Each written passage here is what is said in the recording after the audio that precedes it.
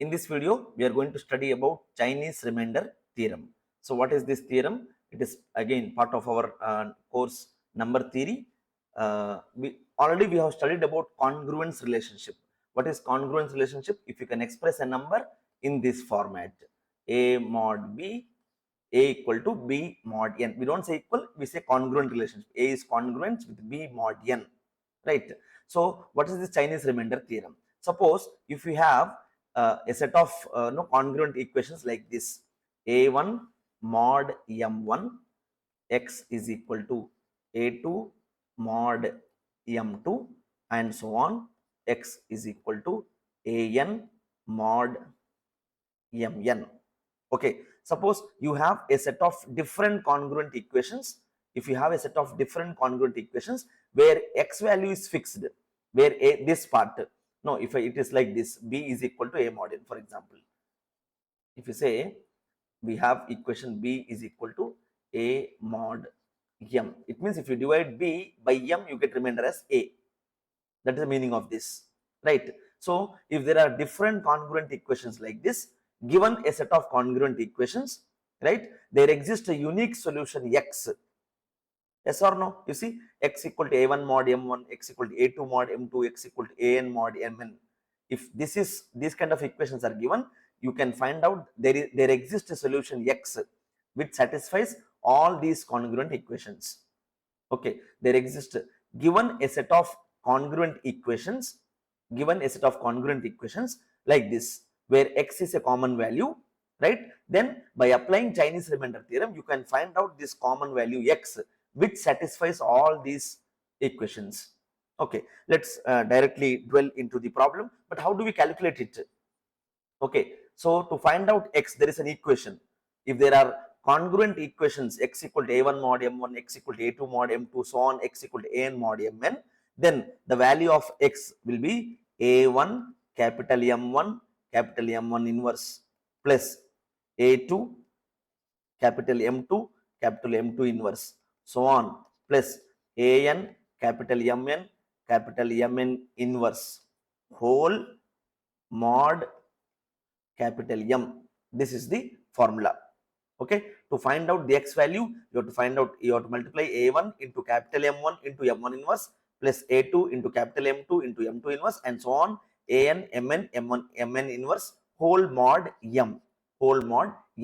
This equation will give you this common value x, which is satisfying all these properties of given congruent equations. Okay, so how do you find out that x? Let us take an example and see how. Again, we have to calculate capital M1, we have to calculate M1 inverse, we have to calculate mod M, capital M. Those we will try to see with an example, right? So, we are given some equations: x is equal to 2 mod 3, x again in congruent relation with 3 mod 5, x is equal to 2 mod. There is one condition here. The condition is this m1, m2, mn should be relatively prime. Okay, if there are congruent equations of this form, a1 x equal to a1 mod m1, x equal to a2 mod m2 and so on, this m1, m2, so on, mn should be relatively prime. It means they should be prime to each other. See, for 3 and 5 there is no common factor, for 5 and 7 there is no common factor. So 3, 5, 7 are relatively prime. Now, what we have to do here? If you compare here, what is value of you equate these two equations. So a1 value is 2 and small m1 value is 3. From here a2 value is 3, small m2 value is 5. We are equating with that equation: a1 mod m1, a2 mod m2, a3 is equal to 2, m3 is equal to 7. Right? First we have to calculate capital M. Capital M is nothing but small m1 into m2 into m3. So what is that value? 3 into 5 into 7, it is 105. Capital M value is 105. Now calculate capital M1 is nothing but capital M by small m1. So what is capital M value? 105 divided by small m1, that is 3. So if you divide it, you get 35 here. Then find out capital M2, that is capital M by small m2. So 105 divided by 5, you get around what is this value? 21. You get this as 21. Then M3 is equal to capital M by small m3. So 105 divided by 7, you get here 15. So we got capital M value and we got M1, capital M1, capital M2, capital M3. Now in this equation, what we want, we need M1 inverse also. We found out capital M1, we found out capital M. We need to find out M1 inverse, M2 inverse and M3 inverse. How to find out M1 inverse? So to find out M1 inverse, then how to find out this negative inverse value? You see, M1 into M1 inverse will be in congruent relation with 1 mod M1. Okay, so you have to find out a satisfying number M1 inverse, which will satisfy this condition. What is this meaning here? What is capital M1 value? 35 into some x is equal to 1 mod. What is M1 value? M1 value is 3. So my substitute values here. Let's say x value is 1. Let us say x value is 1. 35 into 1, 35. 35 you divide by 3. 35 you divide by 3. Is the remainder 1? No. Why? 35 divided by 3 means 3 into 11, 33. Remainder is 2, not 1. So x is equal to 1 is not satisfying. Put x equal to 2. Put x equal to 2. It becomes 70. 70 is equal to 1 mod 3. Is this condition satisfied? 79 divided by 3. 70 divided by 3. 23, so you get 69. Remainder is 1. Yes. So therefore, this M1 inverse value is 2. For x equal to 2, this condition is satisfied. Okay. So therefore, we conclude that M1 inverse value is 2. M1 inverse is 2. Let's find out M2 inverse. So we have to write M2 into M2 inverse, capital M. Sorry, this is capital M. M2 inverse is equal to 1 mod small m2. What is m2 value? 21. 21 into some x is equal to 1 mod. What is small m2 value? 5. Right? So substitute x value as 1. Substitute x is equal to 1. 1 into 21, 21. 21 divided by 5. So do we get remainder 1? Yes. 20, 5 fours 20, remainder is 1. So for x equal to 1, it is satisfied. Therefore, m2 inverse is 1. We got m2 inverse as 1. Next, you multiply, you find out m3 inverse. How do you find out m3 inverse? You have to find out capital M3 into m3 inverse is equal to 1 mod small m3. What is m3 value? 15. 15 into some x is equal to 1 mod 7. So substitute 1 here in place of x first. So it becomes 15. 15 divided by 7 is the remainder 1? Yes. 7 2s 14, remainder is 1. So this is satisfied for x equal to 1. Therefore, m3 inverse is equal to 1. m3 inverse is equal to 1. Now, what is the formula for Chinese remainder theorem to find out the value of x? It says that we have all the values here. It says as x is equal to a1 capital M1 M1 inverse plus a2 capital M2 M2 inverse plus a3 capital M3 M3 inverse whole mod, this whole mod capital M. So what is a1? 2. 2 into M1. So it is 2 into M1 value 35 into M1 inverse 2 plus a2, that is 3. 3 into M2, that is 21 into 1 plus a3 value is 2. So 2 into M3 15 into 1 whole mod capital M value is 105. If you compute this expression, it is 4 into 70, 72, 140 plus 69, 209 plus 30, right? So we get 239 here. No. What is the value here? What we got it here? 2 into 35, right? So 35 into 4, 70, 140 plus 61 into 21 into 3. A2 value is 3, right? Yeah, we noted down question correctly. Yes. So 21 into 3, that is 60, 63 plus 2 into 15, it is 30 whole mod 105. So what is this value? If you calculate, it is 233 mod 105. What is the remainder here? 105 into 2, it is 210.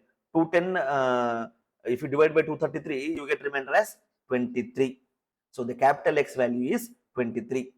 Chinese remainder theorem is helping us to find out this common X which satisfies a given set of congruent equations. Now substitute 23 here and see, is this condition valid for all 23?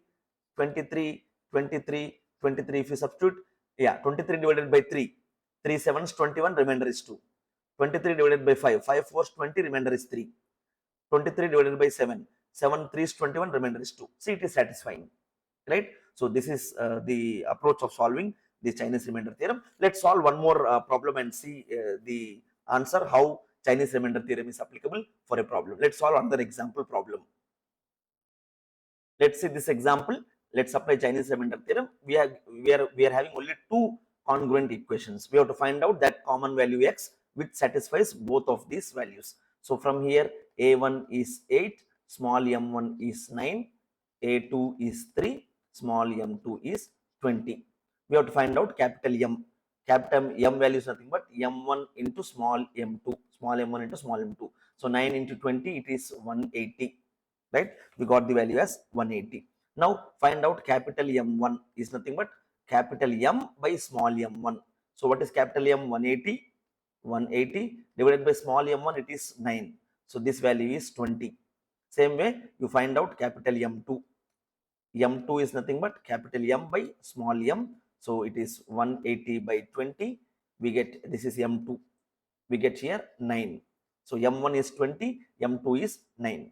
Now find out M1 inverse, capital M1 inverse. How to calculate? M1 into M1 inverse, capital M1 inverse is equal to 1 mod small m1. If you write this expression, what is that?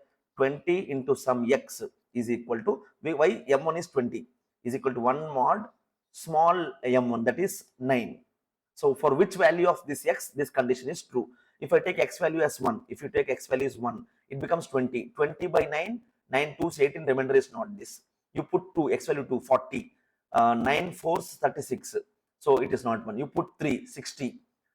There you see 60 means 9 5s 45, 9 6, it is 54. 54 is not 1, right? You take x value as maybe 4. 80 by 9, is it remainder 1? No. Take 100. 100 by 9, yes. 100, if you take x value as 5, it becomes 100. 100 divided by 9, 9 11s 99. Remainder is 1. Therefore, x value is 5. It means capital M1 inverse value is 5. Capital M1 inverse value is, you have to keep substituting values of x 1, 2, 3, 4. At somewhere it will satisfy. So M1 inverse is 5. Now let's find out M2 inverse. How to calculate? M2 into M2 inverse equal to 1 mod small m2. What is this m2 value? It is 9. 9 into some x is equal to 1 mod.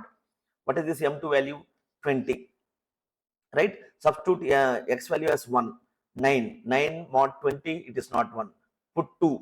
18 mod 20, it is not 1. Put 3. 27 mod 20, it is not 1. Put 4. 36 mod 20, it is not 1.